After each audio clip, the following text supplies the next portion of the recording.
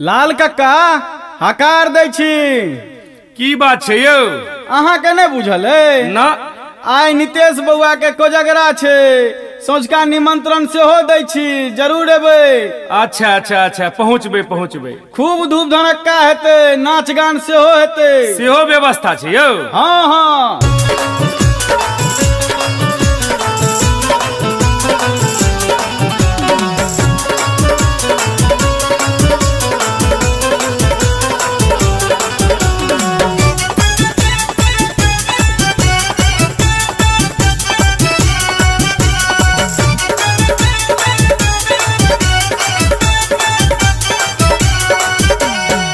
शरद पूर्णिम के रात में होई छै, शरद पूर्णिम के रात में होई छै कोजगरा त्योहार यो। मैथिल के ई नमहर पावन अद्भुत लोक व्यवहार यो। मैथिल के ई नमहर पावन अद्भुत लोक व्यवहार यो। शरद पूर्णिम के रात में होई छै, शरद पूर्णिम के रात में होई छै कोजगरा त्योहार यो। मैथिल के ई नमहर पावन अद्भुत लोक व्यवहार यो। मैथिल के नमहर ई पावन अद्भुत लोक व्यवहार यो। मैथिल के नमहर ई पावन अद्भुत लोक व्यवहार यो।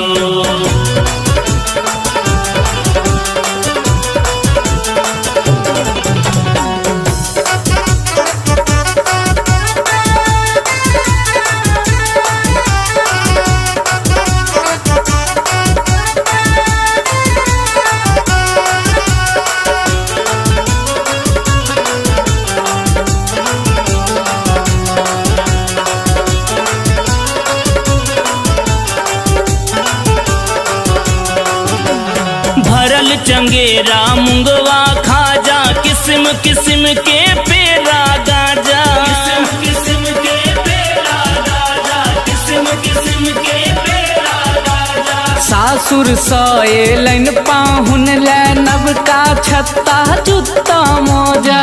सर कुटुम सा घर भरल छै, सर कुटुम सा घर भरल छै सौसे गाम हकारियो। मैथिल के ई नमहर पावन अद्भुत लोक व्यवहारियो।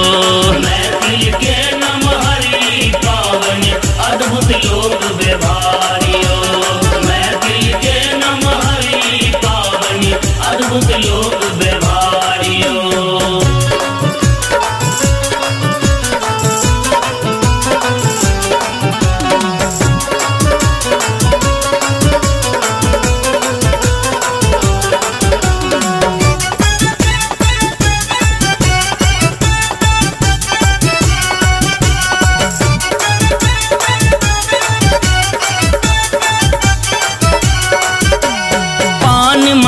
नायल भरी ढाकी, अंग वस्त्र किछु रहल ने बाकी। अंग वस्त्र किछु रहल ने बाकी, अंग वस्त्र किछु रहल ने बाकी। छैठ तबाह भार सैता में धर भर देखियो बुढ़िया काकी।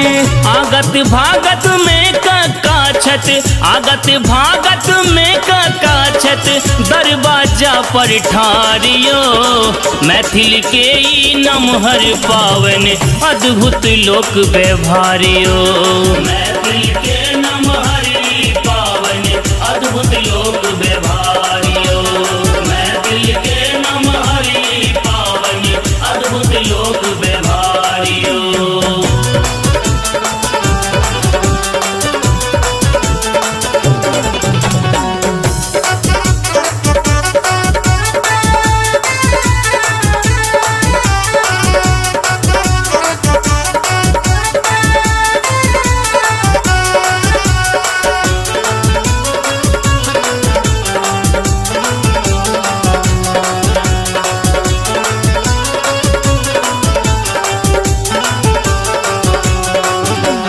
विध चुमाओल प्रसिद्ध छे अजका, कैल तैयारी छै सब सजका।